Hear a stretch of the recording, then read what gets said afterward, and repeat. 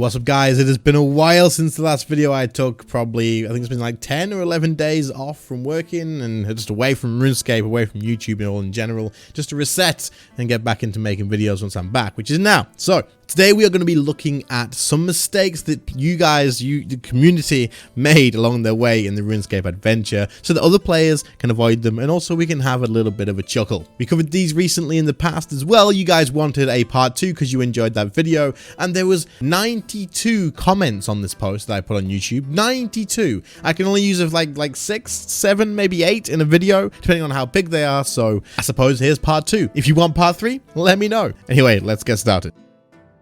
Okay, so comment number 1 says, I used to heal till I was full health, even if I only lost like 2000 HP, because I wasn't great at PvM till this year and didn't want to pay death costs. I only learned not to heal consistently last year. I think this is quite a common mistake that a lot of new PvMers do make, because you just sort of think like, well, I mean, why risk having low health? What's the point? I don't have any reason to be on low health.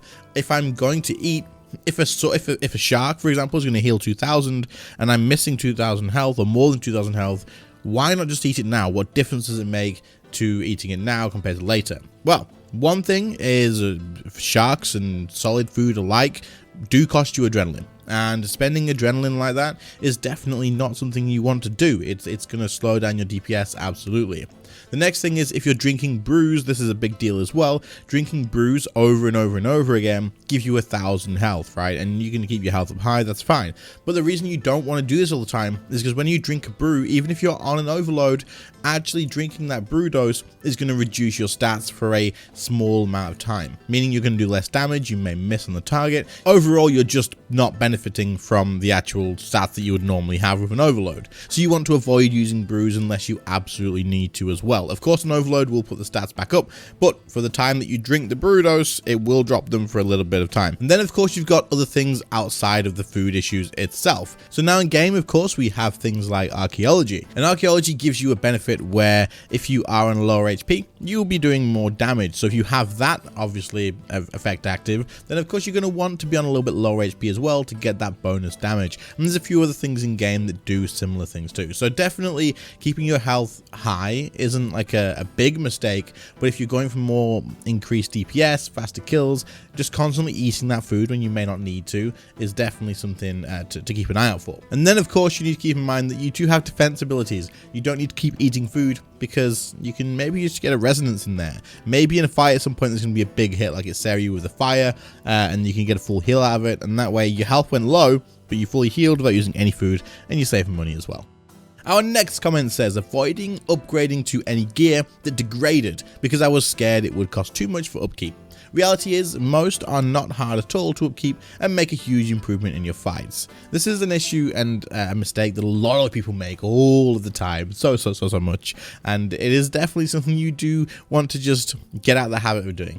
So many people will avoid getting degradable gear, especially if it says degrades to dust, because you're like, well, I'm going to buy the item, spend this much money on it, and it's going to disappear forever, and it's gone, and it's completely wasted, right?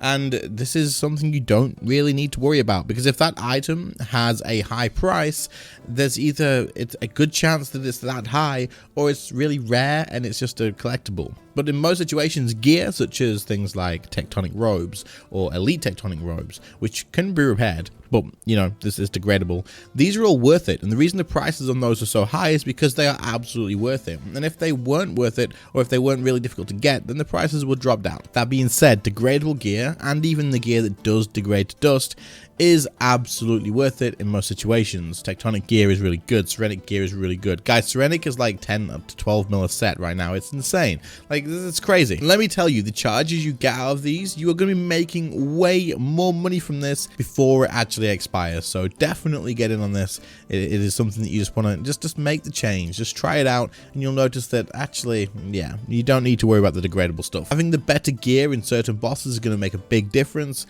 and then you can make more money, use less food, so you're saving money that way. Maybe even get another kill in before you need to use another overload dose, save money that way. It pays off. It is absolutely worth it. Our next comment says, the biggest mistake was thinking I couldn't improve without better gear. Then when I got the gear, I was gutted I couldn't reach the same DPS. But after going back to the drawing board, I learned how to do better. I love this comment because I've made many a video on this, and actually maybe I'll do it again soon. If you guys want, let me know in the comments. But gear isn't the biggest factor in PvM. Certain items are going to make a world of difference in kill times, but in actual getting the kill and being able to do the bosses in even like an efficient way, gear isn't that big of a deal once you reach a certain point. For example, any boss in the game right now, prior to the animate dead nerf, because I haven't been able to test it afterwards, can be killed with Ganodermic armor and the Elder Wand and Orb, the tier 85 ones, right? These are just, that's it. You can kill any boss in the game with this, and it doesn't cost that much money to get. Any gear upgrades from there are going to obviously make a big difference in terms of kill times, depending on what you get, maybe like an Essence of Finality, maybe a Staff of Armadil. These will make differences in kill times, but actually in the sense of getting the boss kill, it's not going to be that big of a deal. And a lot of people who are new to PvM do tend to go, I can't start doing this yet until I've got all of this gear, until I've got like a bank that's worth this much, like billions and billions of GP, before I even go and attempt this boss. And that's just not true. Try it out with what stuff you've got now. If you really can't do it, then yes, get an upgrade, see how it goes. But you can absolutely PvM in low level gear. Obviously that's easy to say as someone who has experience in bossing anyway, but the point is, gear does make a difference in terms of kill times and stuff in most situations, but once you get to a certain point, it's just not that big of a deal in terms of whether you can get the kill or not. Don't spend ages putting off PvM when that's what you want to do. If you have a decent gear setup, but you're just waiting for those super rare items, you don't need them, because until Carapac came out, we didn't have a Staff of Armadil, so you don't need that to kill Rax. You don't need to kill Rax. You don't need to kill anyone else. You just don't need it. You can do it without. The next comment says, holding onto GP rather than using it to progress my account or upgrade my gear. Still somewhat guilty of this to this day. A lot of people do this, and spending money makes money in RuneScape, at least in my opinion. And this also means losing money as well, in the sense of if you do not have overloads unlocked, is a great example. You want to get overloads unlocked, but you don't want to spend that big cash stack that you finally got. You got your first 50 to 100 mil, and you're like, oh, this is such a good achievement. I want to keep it just a little bit longer. But the truth is, if you spend that money on increasing your levels, increasing your account, and just making it a better overall account, you're going to make a lot more money a lot faster. If you spend pretty much all of your money as you're a low level player, and you spend it all on putting it into your account and not getting silly little items and worrying about the things that aren't that important, just focus on your skills, focus on opening up opportunities to increase how much money you can make. A max player can make a lot more money than someone who is like mid 50s and everything else. So push your account, spend the money, increase your gear, increase your opportunities, and you'll make money a lot quicker as well. And then once you reach PvM and stuff, make sure you try it out. Don't just like think that you can't do it. Give it a good push, give it a good shot. But yes, don't hold on to GP rather than using it, because I mean, unless you're at the point where you just don't need to use it anymore, right? But like, you can, like, GP makes money. Spending GP can definitely make money, so definitely do it. This next comment is kind of funny because I've seen this too many times, and it says, took me many years to realize you can decant potions instead of manually combining them. And this kind of goes more than just the fact that you can decant them as well. It goes a little bit deeper because of the things I've seen, and this won't be very long because like it's kind of a joke, right? Most people know this, but there's been plenty of people in streams that have seen me decant noted potions, and they've gone, what the hell, dude? I can decant noted potions? What? Why didn't I know this? People thought they had to fill their inventory with potions, go to get them decanted, and then bank them, get more potions, go decant them, and just run and do this. So definitely you can decant noted things as well, okay? If you are someone who didn't know this and you were doing that, please let me know in the comments, just so I can have a little bit of a chuckle at you. But I'm glad that now you know, okay? The other thing as well, yes, you can decant potions at certain NPCs, the herb guy in the Max Guild, or the Grand Exchange, or War's Retreat, and there's some other people as well, but they're the main ones. You don't have to manually click use on each like 2 dose to another 2 dose and make 4 dose. Like you can just decant them just automatically.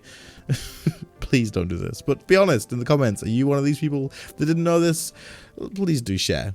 The next one says neglecting weapon and ability upgrades and selling them for GP. If you get a drop at a boss like Raksha, use it. If you don't have it, use it. Trust me, it helps a ton. This is true and not necessarily always true. So it's definitely something to keep in mind. If you are someone who gets a good drop, let's say Raksha is the example because that's what they gave. You go do Raksha, you kill Raksha, you get a red ricochet, and you sell it, right? You sell it, you want the GP, you just want to stack that GP. It kind of comes back to not using GP, right? You want to have the big coin stack, but it also is in the same sense of, if that upgrade's good for you right now, then yes, use it. Just use it. There's no reason not to. If it's good for you and it's the next like best thing, then use it.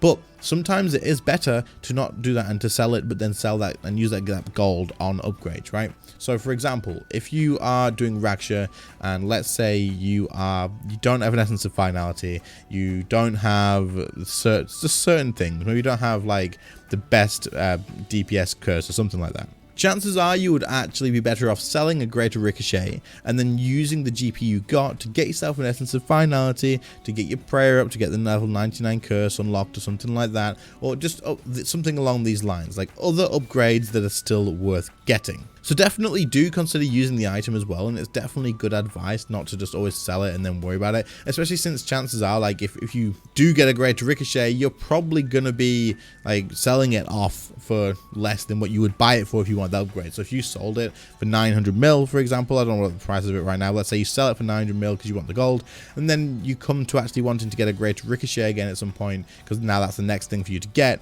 you're then probably going to buy it for like 1 bill, like a little bit higher than what you would have sold it for, and you technically losing money then. So yeah, just use it. If it's a good time to get that ability unlocked, then definitely just use it. It's definitely something to consider.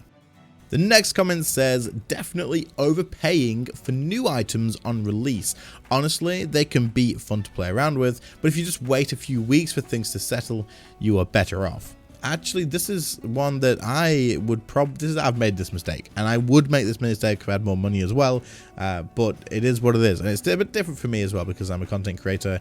I want to test stuff early, get videos out really quickly. Obviously that's a good thing, but for most people this makes total sense. Like the amount of money people spend to get the item early is absolutely insane, and I said in the last one that you should take advantage of PVMing on a new boss when it does release, because those new bosses with the new items are an absolute goldmine on release. Like if you're one of the first people to get a drop from that boss, you can set the price so freaking high. It is insane. Like I believe the first bow piece for the new bow was like 9 bill just for one bow piece. It may have even been more actually. Does anyone remember what it was? But it was a stupid amount anyway for one bow piece. But anyway, the point is, if you are looking to get a new item and you don't desperately need to get it for some specific reason, you just want to try it out, if you want to save some money, you just wait. Literally, even waiting a couple of days, prices will come down. If an item's been in the game for just a couple of days, prices will be really high, but even a couple of days later from release, they'll still have come down a lot. This is the first day when everybody wants to like see how it goes. People want to be the first. There's the people paying stupidly high prices for stuff just to get a hand on it. It's crazy. It's really crazy. So just wait a little while, get it when it drops a little bit, and then you'll save an absolute fortune. Okay, so we're going to end on this one because I thought it was pretty cool, and it says mistakes are only real mistakes when you do not learn from it, and from mistakes you learn the most. I got scammed once and never again. I thought I'll never train invention, now I love it. I thought I never can kill next solo, but I tried and died, then I succeeded. I thought getting max is too hard, then I maxed. I thought I can't get any 120s, and now I have almost all of them. Never underestimate yourself. So this isn't really like a mistake or anything, but I guess the mistake in this is thinking that like make mistakes that you don't learn from. If you make a mistake, if something goes bad, if something doesn't go the way you want, just learn from it, improve from it, and it's fine. Like everybody makes mistakes. I do them daily. It is what it is. Any new players watching this, you guys are going to make mistakes too, but you can learn from other people's mistakes and be like, hey, look, they did this, I'm not going to do that. You're going to make your own. So play the game, make your mistakes. Don't fret too much about it. Just try and learn something from any mistakes that you do make. If you get scammed, then learn how to not get scammed by that again. That sort of stuff. But anyway, I hope you all enjoyed the video. If you did, please do leave a like on it. Sub to the channel if you are new around here. And for anybody wondering, I am not going to Jagex to test out Necromancy. I was going to go. I had everything was booked in, but childcare fell through. So unfortunately, I do have to stay home, and I will have my children, which is going to be a great time either way anyway. But yeah, unfortunately, we're not going to be going to Jagex for this one. I want to let you guys know. And other than that, I hope you all enjoyed, and I will be back to making content now regular. So I'll catch you all in the next one. See you later, guys. Bye.